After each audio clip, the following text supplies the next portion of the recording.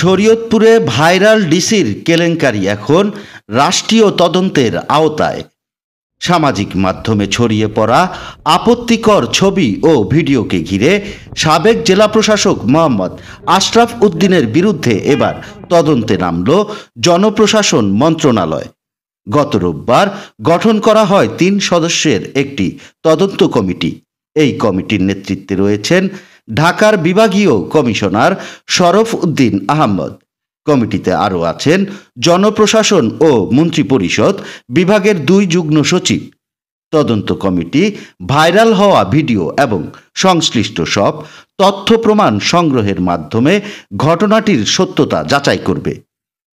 প্রসঙ্গত, বৃহস্পতিবার রাতে সামাজিক যোগাযোগ মাধ্যমে একটি ভিডিও ও ছবি ভাইরাল হয়, যেখানে আশরাফ উদ্দিনকে এক নারীর সঙ্গে আপত্তিকর অবস্থায় দেখা যায়।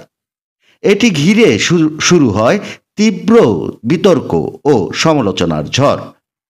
এরপর শনিবার আশরাফ উদ্দিনকে ওএসডি করে আদেশ জারি করা হয়।